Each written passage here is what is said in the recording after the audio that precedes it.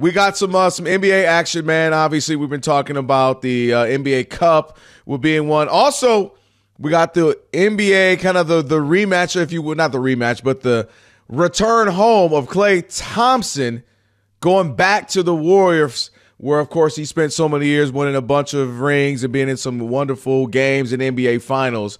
Now with the Mavericks, they're being their sharpshooter. Rob, I know all right, you got some thoughts about this. That's right. If I was in San Francisco tonight and they announced that Klay Thompson, with the Dallas Mavericks, they announce him, and if I was writing a column in San Francisco, my column would read, "Stand up and boo Klay Thompson." Yes, I know he helped you win 4 championships. I get it. But what this guy did at the end is unforgivable. And what I'm going to say is, why in the world would Klay Thompson not want to retire a Golden State Warrior, be with Steph, be with Draymond for the entire run, and instead he let his ego get in the way? The Warriors were very good to him. He was hurt twice with 2 major injuries, and he made his money. In fact, Kelvin, here's why Warrior fans should be mad at him. He got offered a contract before the season last year, which was 2 years, $48 million, okay? This is before the 2023-2024 season. This summer, he signs a 3-year deal for just $50 million. So another whole year and $2 million more. That's because he did it because of spite. Sometimes you need to look at your legacy, look where you fit in. They stood by your side when he had those major injuries, and he's not the same player. You can't blame that on the Warriors. They didn't throw you out and say, nah, man, here's $5 million, take it or leave it. They offered him more money than he's getting now to go play for Dallas.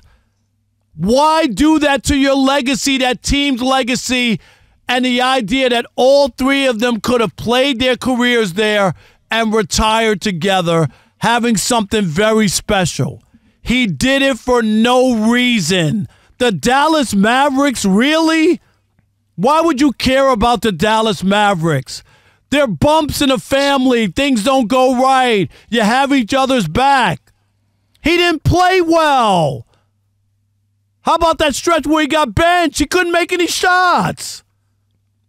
Did the Warriors totally say, get out of here, we're going to release you? No. Sometimes in life, you're not the same, but there is something about staying together. I always say this. I think Tom Brady made a mistake leaving the Patriots.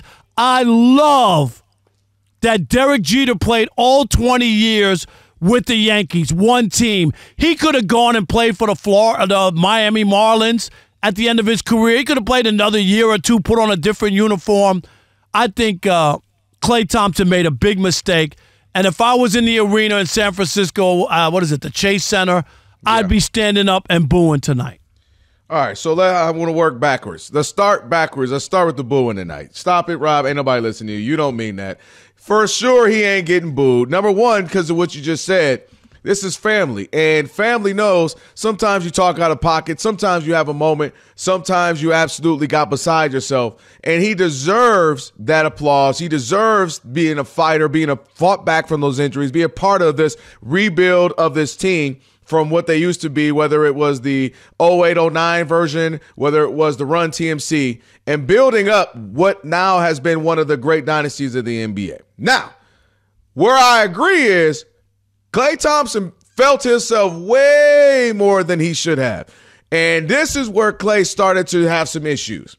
Number one, Klay started to get preoccupied with his legacy in the middle of his career, in the middle of a run, in the middle of, we trying to continue to win as many rings as possible. Remember, Rob, he started to talking about, man, they disrespected me. I ain't top 75 players of all time. First of all, you're not, and I love you, but you're not. If guys like Dwight Howard, if guys like Kyrie didn't make it, you don't make the top 75, Klay. But he started caring about things that didn't matter. Top 75 players. Every time he got into it with some young rising star, 4 rings, to the point where even he admitted, I'm getting beside. That's just a young man feeling himself, having a good game. I probably shouldn't do that. I'm starting to become that old grumpy guy I don't like. He said that. He lost sight of what mattered. What made this team great is starting from their best player, Steph Curry, being selfless. Kevin Durant comes, hey, I'll take a back seat for a minute. All right, yeah. Yeah, no choice, though. Oh, Kevin Durant's a better player, but what I mean is he ingratiated him. He brought him in, be a part of this. What makes this team great is that they have unity. What made this team great was they checked their ego at the door, and that's what made this team spectacular. And of all the people, kind of the most quiet one, you thought, Klay started to become the disgruntled one, always talking about this. I'm not playing. I should be starting. Again, 4 rings, top 75 player. People forgot about me. And a lot of that came from him being hurt with all those injuries, and him realizing subconsciously or to himself privately, I know I'm not the player I once was, and I know I never will be. And I think he battled that, and I can understand that. We all have had to battle some things in our life, and I think that was tough for him. But Klay did lose sight. Klay wanted to be one of the guys, wanted to be max contract for wherever he was, and that's not where he was anymore. He lost sight of that and forgot, in order to keep going on this run, I'm going to have to sacrifice. We've all had to sacrifice as a part of this. And he lost it. And so that's why he is where he is. And he wanted more time. He wanted more minutes. And the Mavericks, I think they'll be fine eventually. But he took less money. Right, I mean, because eventually it was a wrap. Like, meaning the writing's on the wall. I can't play. I'm not going to play with them anymore. Let me go somewhere else where they value me and I can get some more playing time and be a part of a team that was just in the NBA Finals. That was his reasoning for going there. But it didn't end well. He absolutely is not getting booed. He's absolutely going to have the house going crazy for him. He's going to shed a tear. He absolutely is a part of that Splash Brother movement, and he means so much there. But it ended bad because I think he lost sight of who he was and what that team was about. And he just got and real he turned selfish. That's reason enough that's reason enough to boo. Is that he did lose sight. He lost sight of what that whole thing was supposed to be. And those guys, nobody thought when those guys got together that they were going to be able to do what they were able to do. And he got too big. His head got too big. He decided that he was bigger than that group. That it's about him, despite 2 major injuries, despite him not shooting well, that he still deserved to get cashed out. What? Nobody just cashes you out because they like you. You gotta have production. You gotta play well. He lost sight of that. That's selfishness. And you should also look at your legacy. Going to Dallas and giving up what you have put together with a group or a trio that you might not see again. Remember, Draymond Green's a second-round pick, and you guys were able to put together something special with that backcourt. And to go to Dallas and then, in the same conference with a chance to try to get some revenge against the Warriors, how could a Warriors fan feel good about that? That's what I'm saying. He's trying to do that to beat the Warriors. I think time, Rob, meaning, most stories don't end perfectly. Most stories don't end. Like if Tom Brady, the way it left, him and Bill Belichick not Derek Jeter did. Derek Jeter walked out of there 20 years with just the Yankees. And that's an anomaly. Michael Jordan was a wizard.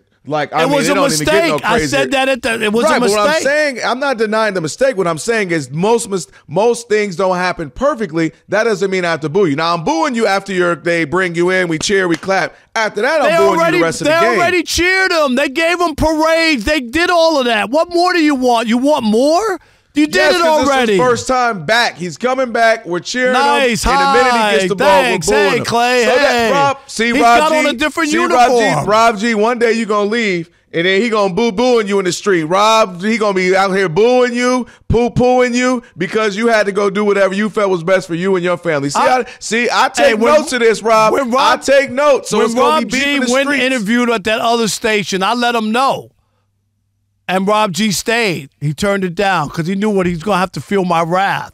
Rob, you see how it is, Alex. Hey, man, I just think it's just best for me in my life right now. You're going to be walking around, Alex, to go get your CMOS. Boo! Rob going to be booing you. You're trying to get your CMOS. You're going to be like, all that time we spent building something, See what I mean? It'd be the Rob ones G, closest to you. Just get in here from the standpoint, Klay is selfish. I don't think Klay's selfish. What? I think Klay, selfish of him would have been to stay in Golden State How? at an above-market deal, knowing he didn't deserve it. And that he was stealing money from Golden State like he had been for 2 years before that with the ACL and the Achilles. Selfish is breaking up something that you don't have to. There's a couple years left. You could have an amazing legacy that those three guys were together. They had this fantastic run. They won the championship. What group ever stayed together? No, but this is my point. When has it ever happened? But this is the point on this was a situation. It wasn't like they offered him a 2-year, $10 million deal. Okay, now that's disrespectful. They actually offered him more money a year than he's getting now to go join the enemy, is what I'm trying to say to you. So if you're a Warriors fan, he's the enemy. He's the one trying to get to the finals where you're the Warriors trying to get to the finals.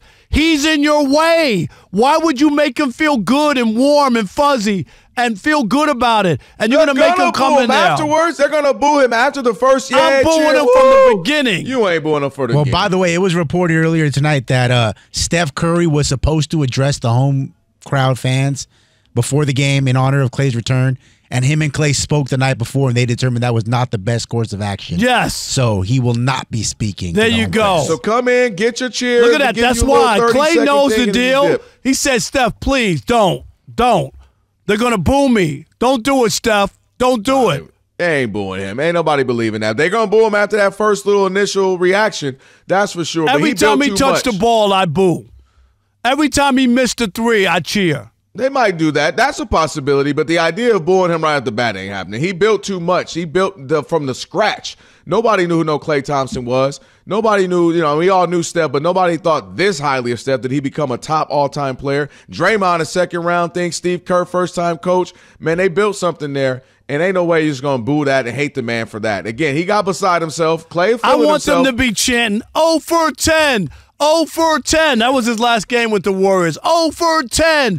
Oh, no, for 10. They're going to be chanting 4 4 rings. 10. Helped us for get 4 rings. That's what I want to hear. All right, here we go.